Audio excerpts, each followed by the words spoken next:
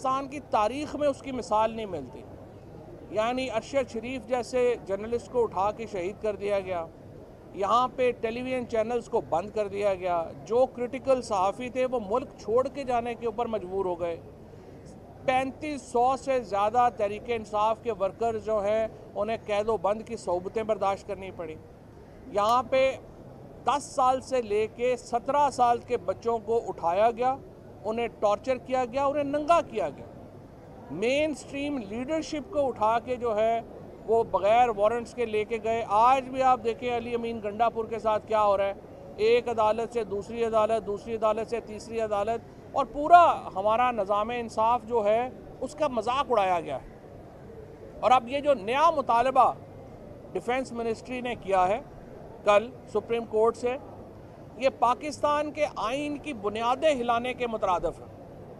Defence ministry क्या कह रही है, ख्वाजा आसिफ क्या कह रहा है, पाकिस्तान को फेडरेशन स्टेटस आप ख़त्म कर दें, यूनिटरी फॉर्म ऑफ गवर्नमेंट बना दें। ये अयूब खान साहब का जो 1 यूनिट था वो पाकिस्तान में बहाल होने जा रहा है अगर ये डिफेंस मिनिस्ट्री की बात जो है वो मान ली जाए। क्योंकि पाकिस्तान के आइन का स्ट्रक्चर ये है कि सूबे अलहदा एंटिटी हैं, वफाक अलहदा एंटिटी है, और ये बुनियादी हमारे आइन का जो बुनियादी स्ट्रक्चर है उसमें शामिल है। और ये वो मुतालबा था जो खैबर पख्तूनख्वा के लोगों में, जो सिंध में, ये एक बुनियादी मुतालबा था कि 1 यूनिट ख़त्म किया जाए और फेडरेशन बहाल की जाए।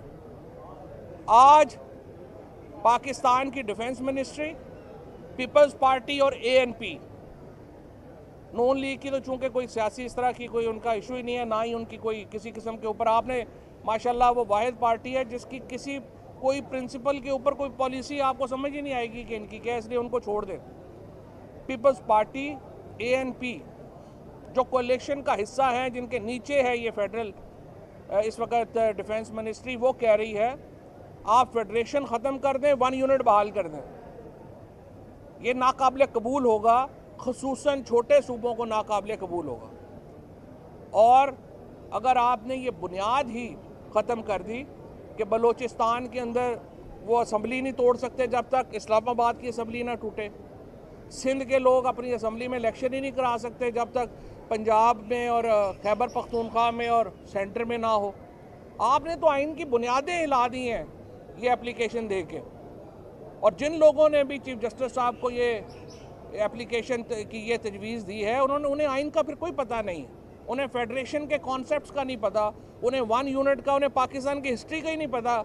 ये एप्लीकेशन जो मूव हुई है, देखें आप आइन के साथ जो इस वक्त खिलवाड़ हो रहा है, ये बहुत ही एक ख़तरनाक बात है।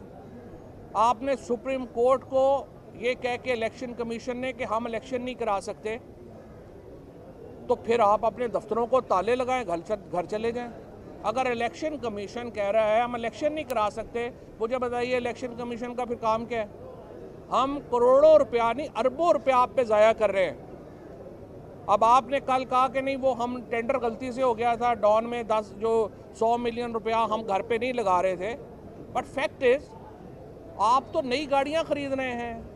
आपके दफ्तरों में देखते हैं जाके, हर दफ्तर के ऊपर सिक्योरिटी जो है वो लहदा खड़ी। अगर आप इतने खौफजदा हैं कि आप आम आदमियों के साथ बात नहीं कर सकते, बाहर आप निकल नहीं सकते, 70-75 साल आपकी उम्र हो गई हुई है, इसलिए आप नहीं लोगों से आंख मिला सकते, इसलिए आपको शर्म आ रही है कि आपने पाकिस्तान के लोगों के साथ खिलवाड़ में आप हिस्सेदार हैं। कोई इलेक्शन कमीशन दुनिया में ये नहीं कह सकता कि हम इलेक्शन नहीं करा सकते। कभी इलेक्शन कमीशन, दुनिया में किसी इलेक्शन कमीशन ने कहा है कि हम इलेक्शन ही नहीं करवा सकते? पाकिस्तान का इलेक्शन कमीशन कह रहा है हम इलेक्शन नहीं करवा सकते। वजारत दाखिला कह रही है कि हम सिक्योरिटी नहीं दे सकते। वजारत दिफा कह रही है कि जी वो टेररिस्टों का बड़ा ख़तरा है, इसलिए हम इलेक्शन नहीं करवा सकते। वज़ीर आज़म और फाइनेंस मिनिस्टर कह रहे हैं कि जी हमारे पास पैसे ही नहीं हैं। और पार्लियामेंट कह रही है कि हम चूँकि आ गए हैं अब मुल्क में इलेक्शन ही नहीं होने। ये क्या निज़ाम आपने मुल्क में बना दिया है? ये क्या आप सीधा देखिए, सीधी बात है, आप ख़त्म करें फिर आइन को, मार्शल लॉ लगाएं, लोग देख लेंगे। ये आधा तीतर आधा बटेर चल रहा है, लोगों की कमर टूट गई है। IMF का रोज सुन रहे थे, 6 महीने हो गए, आज साइन हो रहा है, कल साइन हो रहा है, आपसे साइन ही नहीं हो रहा।